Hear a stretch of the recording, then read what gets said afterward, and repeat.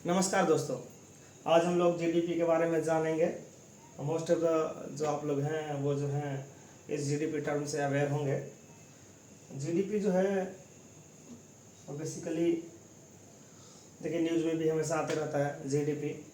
जैसे कल ही का न्यूज़ है, उसमें आया है हमारी जो वित्त मंत्री हैं वो बोल रही हैं कि हमारा जो जीडीपी है 2022-23 का वो 7.4 के दर से बढ़ेगा। हमारा जो अर्थव्यवस्था था 21-22 में जो है 8.7 के दर से बढ़ा था। ठीक है, जीडीपी जो है इंडिया का अभी वर्ल्ड में छठे नंबर पे है। 2.66 ट्रिलियन डॉलर हमारा जीडीपी है। तो बेसिकली जीडीपी हमेशा इसी ढंग से न्यूज़ में आते रहता है, तो उसको जानना ज़रूरी है कि होता क्या है और इसका जो है कैलकुलेशन करके इवेल्युएशन करके हमको क्या फ़ायदा है। बेसिकली देखिए जीडीपी का इवेल्युएशन या कैलकुलेशन हम लोग कर रहे हैं तो उससे फ़ायदा ये है कि हमको ये पता चलेगा कि हम कहाँ पे हैं, वर्ल्ड में हम कहाँ पे हैं।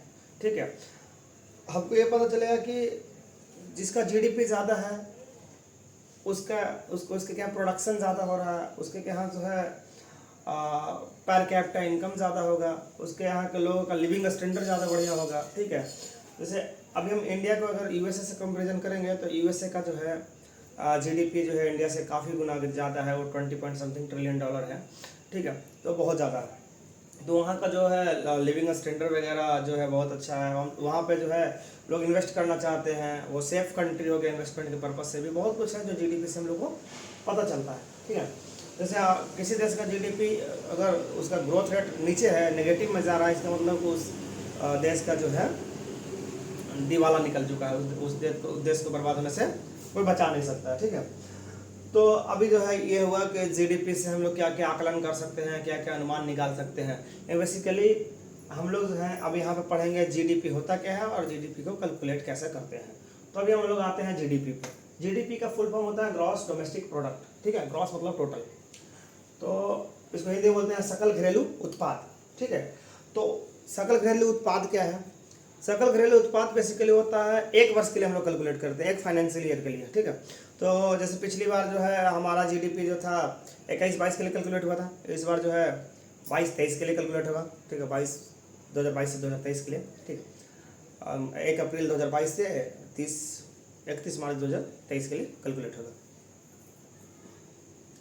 तो एक वर्ष में एक जो सीमा है, बाउंड्री है जो किसी कंट्री का, उस बाउंड्री के अंदर जो भी अंतिम माल यानी फिनिश गुड्स और जो सर्विस दिया गया उसका जो बाजार मूल्य है, उसका जो मूल्य है, उसका जो सम टोटल हम लोग करेंगे तो जो वैल्यू आएगा उसी को हम लोग जीडीपी कहते हैं।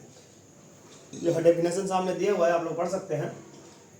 सॉरी, यह एक वर्ष में एक राष्ट्र की सीमा के भीतर सभी अंतिम माल और सेवाओं का बाजार मूल्य है। ठीक है, यहाँ पे इस डेफिनेशन में 4 टर्म आते हैं जिसका इंपॉर्टेंस है। यहाँ पे एक वर्ष जो अभी मैंने आपको बता दिया कि जीडीपी एक फाइनेंशियल ईयर के लिए कैलकुलेट किया जाता है। राष्ट्र की सीमा, यहाँ पे अब राष्ट्र की सीमा के बारे में हम लोग को जानना है। मान लेते हैं कि वो राष्ट्र इंडिया है, भारत है, तो भारत का सीमा क्या है? ये है, ये हमारा भौगोलिक सीमा है जो आप देख रहे हैं, फिजिकल बाउंड्री जिसको बोलते हैं। ठीक है, ये आप देख रहे हैं, ये हमारा फिजिकल बाउंड्री है इंडिया का। ठीक है, लेकिन इस फिजिकल बाउंड्री के अलावा भी इंडिया का जो है गवर्नमेंट ऑफ इंडिया का कंट्रोल जो है समुद्र में भी है, इसलिए हमारा जो है समुद्र में भी एक हमारा जो है वो है मतलब बाउंड्री है। तो हम लोग टोटल मिलाकर जो इंडिया का बाउंड्री है वो इस ढंग से आके ऐसे जाके, ठीक है, ऐसे और फिर यहाँ पे ऐसे और फिर ये जो है पूरा आएगा। ठीक है, तो ये हमारा जो है इंडिया का बाउंड्री होगा। मतलब इस बाउंड्री के अंदर में भी जो चीज़ प्रोड्यूस हो गया, जो भी सेवा दिया जाएगा, जैसे इस बाउंड्री के अंदर क्या क्या सेवा दिया जा सकता है, इसमें पेट्रोलियम निकल सकता है, ऑयल निकल सकता है। ठीक है, मछली पकड़ा जा सकता है, समुद्री और बहुत तरह के खनिज पदार्थ पैदा हो सकते हैं। उसका जो प्रोडक्ट जो निकलेगा, उसका जो वैल्यू होगा, उसको भी हम लोग जीडीपी में ऐड करेंगे। ठीक है, तो बेसिकली हमको सीमा समझ में आ गया। सीमा मतलब हो गया राजनीतिक सीमा, भौगोलिक सीमा नहीं। सिर्फ ये नहीं कि हम लोग यहाँ पे आए और जो फिजिकल है, जो थल है, उसको जोड़ेंगे नहीं, थल प्लस जल दोनों।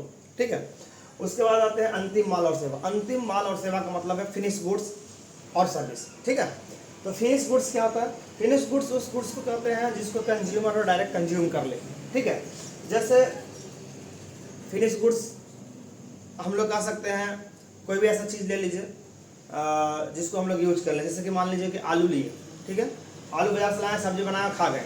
ठीक है, यहाँ पे फिनिश गुड्स आलू है, लेकिन अगर आलू लाएँ उसको बाजार में हम लोग बेच दिए, क्या बना के, चिप्स बना के। तब आलू पहले फैक्ट्री में गया, वहाँ चिप्स बना, तो चिप्स अब अंतिम मूल्य हो गया, अंतिम गुड्स हो गया, ठीक है।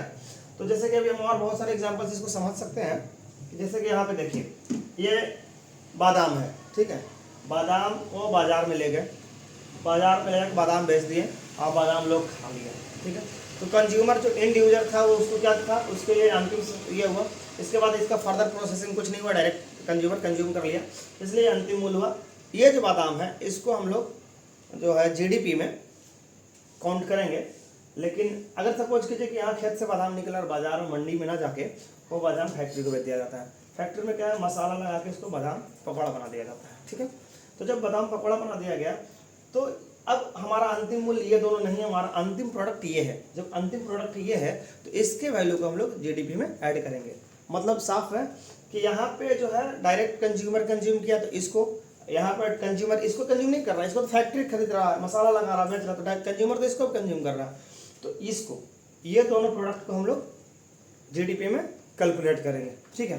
वैसे ही मोटा मोटी आप समझ लीजिए कि जिस सामान को एक बार हम कंज्यूमर को दे दिए, अब उसके बाद उसमें फर्दर कुछ आगे कुछ उसमें इन्वेंशन करके, इनोवेशन करके कुछ बना के उसको आगे फर्दर नहीं बेचा जाए, उसको वहीं पे यूज़ कर लिया जाए, वैसा गुड्स को हम अंतिम गुड्स करते हैं। और उसी का जो है यूज होता है, उसके वैल्यू को जो है हम लोग यूज करते हैं जब हम लोग जीडीपी कैलकुलेट करते हैं तब, ठीक है। तो आपको अभी तक जीडीपी का जो है ये चीज़ तो समझ में आ गया होगा, ठीक है। अब हम यहाँ आते हैं, आपको एक वर्ष समझ में आया, राष्ट्र की सीमा समझ में आ गया, अंतिम मूल्य में फिनिश गुड्स एंड सेवा मतलब सर्विस समझ में आया। सर्विस क्या क्या हो सकता है, तो सर्विस जो है वो आपको ट्रांसपोर्टेशन का भी सर्विस हो सकता है, टीचिंग का भी सर्विस हो सकता है, बहुत तरह का सर्विस हो सकता है, ठीक है। तो उस सर्विस को भी हम लोग जो है जीडीपी में कैलकुलेट करते हैं। अब एक और छोटा सा बात है जो यहाँ पे बताना चाह रहे थे, जैसे अब घर में जैसे गवर्नमेंट है जो जीडीपी कैसे कैलकुलेट करती है, कभी कभी तो घर में भी लोग जो कोचिंग पढ़ा देते हैं, 4 बच्चा को पढ़ा दिए, 5 बच्चा को पढ़ा दिए, तो जो कोचिंग बच्चा लोग को घर में पढ़ाया गया वो जीडीपी में कैलकुलेट नहीं होता है। क्यों? क्योंकि गवर्नमेंट घर घर जाके नहीं पता करेगी हाँ भैया तुम कितना कैलकुलेट कमाया सर्विस देखें, ठीक है। गवर्नमेंट तो ये देखेगी कि कितना हमको टैक्स आया है, जितना टैक्स आया टैक्स के अनुसार गवर्नमेंट कैलकुलेट कर लेती है कि हमारा जीडीपी क्या होगा, ठीक है। तो वो एक अलग पार्ट था। अब हम लोग यहाँ पे आते हैं, तो अभी जो जीडीपी है आपको समझ में आ रहा होगा कि एक वर्ष में भारत की सीमा के अंदर जो भी फिनिश गुड्स और सर्विस तैयार होगा उसका जो मूल्य होगा, बाजार का जो मूल्य होगा, उस मूल्य को जब हम समाप्त करेंगे तो जो वैल्यू आएगा वो वैल्यू है जो भारत का जीडीपी कहलाएगा। अभी भारत का जीडीपी क्या है, वर्ल्ड बैंक के अनुसार 2.66 ट्रिलियन डॉलर है। मतलब इतना का प्रोडक्ट और सर्विस हम लोग क्रिएट करते हैं पूरे ईयर में, मतलब पिछले ईयर मतलब 2021-22 हम लोगों ने क्रिएट किया था, ठीक है। अब जो है इसमें एक बात और गौर करने वाला है जिसमें कन्फ्यूजन होता है, भारत की सीमा के अंदर तो सिर्फ भारत की सीमा के अंदर देखना है, भारत की सीमा के बाहर नहीं ध्यान देना है। जैसे कि यहाँ पे भारत की सीमा के अंदर हो सकता है कि देसी कंपनी भी प्रोडक्ट बना रहा हो, सर्विस दे रहा हो, विदेशी कंपनी भी प्रोडक्ट बना रहा हो, सर्विस दे रहा हो। तो हमको ये नहीं देखना है विदेशी कंपनी यहाँ अपना प्रोडक्ट बनाएगा, वो बाहर ले जाएगा अपना, मान लीजिए कि वो यूके का कंपनी है तो प्रोडक्ट यहाँ बनाएगा, यहाँ बेचेगा और वो जो पैसा है वो बाहर भेज देगा, ठीक है। तो ऐसा ही नहीं सोचेगा कि उसको जीडीपी में काउंट नहीं करेंगे, नहीं, जो भी यहाँ बनाया वो बाहर भेजे या अंदर भेजे उसका बात अलग है। जो भी यहाँ बना सामान उसका वैल्यू यहाँ काउंट होगा, चाहे वो देसी कंपनी बनाए चाहे विदेशी। और सपोज कीजिए कोई इंडियन कंपनी बाहर में काम कर रहा है, मान लीजिए कि वो सऊदीया में काम कर रहा है, सऊदीया में आदमी काम कर रहा है, वो जो पैसा कमाया वो इंडिया भेजा, उसको भी जीडीपी में काउंट नहीं करेंगे। इसलिए काउंट नहीं करेंगे क्योंकि वो बाहर का पैसा, वो राष्ट्र की सीमा के अंदर का पैसा नहीं है। यहाँ पे परिभाषा में क्या है, राष्ट्र की सीमा के अंदर जो प्रोडक्शन होगा, जो सर्विस होगा, उसी को सिर्फ जीडीपी में काउंट करेंगे, ठीक है। इसको एग्जांपल से फर्दर हम लोग और समझेंगे अगर अभी क्लियर आपको नहीं हो पाया तो, ठीक है। अभी हम लोग आते हैं, देखिए यहाँ पे क्या है कि वर्ल्ड बैंक के अनुसार देखिए हमारा जो जीडीपी है वो 2.66 ट्रिलियन है डॉलर, ठीक है। अब क्या है, यूनाइटेड स्टेट का देखिए 20.89 ट्रिलियन है, मतलब हमसे बहुत आगे ही है। अभी इसको पकड़ना बहुत मुश्किल है, लेकिन मोदी जी का कहना है ना कि हम लोग 5000 अरब का अर्थव्यवस्था वाला देश बनेंगे। वो बोल रहे हैं सारा स्टेट को, यानी कि 5 ट्रिलियन डॉलर का अर्थव्यवस्था हम लोगों को चाहिए। मतलब वो मोदी जी का कहना है कि हम लोग को तीसरा स्थान चौथा स्थान के आसपास में आना है। अभी हम लोग 2.5 से 3 के बीच में है, 1-2 ट्रिलियन बढ़ जाइए हम लोग, और तीसरा अर्थव्यवस्था में इकोनॉमिकल स्ट्रांग कंट्री बनना चाहते हैं। तो जीडीपी से मतलब बेसिकली क्या है, हमको अनुमान लगा करके हम कहाँ पे और हम कहाँ तक जा सकते हैं, मतलब उसके अनुसार अपना ताकत भिड़ाएंगे, मतलब जोड़ लगाएंगे और आगे बढ़ेंगे। तो जीडीपी वगैरह से बहुत कुछ समझ में आता है ये सब, ठीक है। अब यहाँ आते हैं, जीडीपी अच्छा होता है तो इन्वेस्टमेंट भी बाहर से अच्छा आता है। अब यहाँ पे देखिए जीडीपी जो है उसको हम लोग कैलकुलेट कैसे करते हैं, क्या समझते हैं। तो जीडीपी को कैलकुलेट करने का सिंपल तरीका है, बस परिभाषा को दिमाग में रखना है, कैलकुलेशन अपने आप ऑटोमेटिकली हो जाएगा। देखिए एक इंडिया है, यूके है, यूएसए है, ठीक है। इंडिया में 2 कंपनी है, एक रिलायंस जो है इंडियन कंपनी है, एलजी जो है साउथ कोरिया की कंपनी है, ठीक है। तो जो इंडिया की कंपनी है टाटा है, यूके में इंडिया कंपनी है, पवन जो है एक आदमी है या सिटीजन है जो इंडिया का है, जो यूएसए में काम कर रहा है, कार्यरत, ठीक है। तो रिलायंस, टाटा और पवन ये तीनों जो है इंडियन आदमी है। टाटा इंडिया को पैसा भेजेगी, पवन इंडिया को पैसा भेजेगा, लेकिन इसको हम जीडीपी में काउंट नहीं करेंगे क्योंकि सीमा के बाहर है। इंडिया का सीमा के अंदर सिर्फ रिलायंस और एलजी है, तो रिलायंस और एलजी का पैसा को हम लोग काउंट करेंगे जीडीपी में। 500 रिलायंस का और 100 रुपया किसका, एलजी का, इसको काउंट करेंगे। एलजी अपना पैसा बाद में ले जाएगा, वो ले जाएगा साउथ कोरिया ले जाएगा, टैक्स वैक्स गवर्नमेंट काटेगी, बाकी पैसा को साउथ कोरिया ले जाएगा, ठीक है। लेकिन क्या जीडीपी में हम इसको दोनों को काउंट करेंगे, ठीक है। बाउंड्री के अंदर जो है ये जो रिलायंस है जो 500 रुपये का प्रोडक्ट सर्विसेज तैयार कर रहे हैं, अपना इंफ्रास्ट्रक्चर वगैरह से 500 रुपये लागत का पूरा सामान तैयार किया हुआ है, और एलजी जो 100 रुपये का सामान पूरा इंफ्रास्ट्रक्चर के साथ तैयार किया हुआ है, तो 600 रुपये का सामान ये लोग तैयार किया हुआ है। 600 रुपये हमारा जीडीपी हो गया इंडिया का, ठीक है। अब अगर मान लीजिए कि बाहर से कोई प्रोडक्ट बनता है और वो इंडिया में आ जाता है, ठीक है, और इंडिया में बिक जाता है, तो उस सामान को भी हम जीडीपी में कैलकुलेट नहीं करेंगे। जो इंडिया में बनेगा उसी को इंडिया का जीडीपी में कैलकुलेट करेंगे। अब जीडीपी के बाद आता है एनडीपी, नेट डोमेस्टिक प्रोडक्ट। तो नेट का मतलब क्या हुआ, नेट मतलब पूरा एकदम रियल, ठीक है।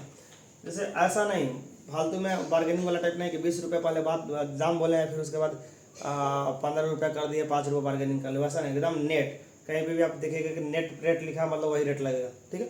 तो ये नेट वही वाला है। तो नेट रेट में क्या है, इसमें क्या होता है नेट वाले में, जैसे कि मान लीजिए कि एक टर्म आता है डिप्रिसिएशन करके, ठीक है। अभी डिप्रिसिएशन पहले समझते हैं तब नेट वाले में आएंगे। डिप्रिसिएशन क्या है, देखिए हम 10,000 का सिलाई मशीन लिए थे, ठीक है, नया। 2 साल बाद मेरा मशीन ऐसा हो गया, घिस गया, कलर उड़ गया, पेंट उड़ गया, तो अब इसका जो मार्केट का वैल्यू है ना वो 6,000 रुपये हो गया। अब लोग 6,000 से इसका ज़्यादा नहीं दे सकता पैसा, इसका कीमत 6,000 रुपये रहेगा।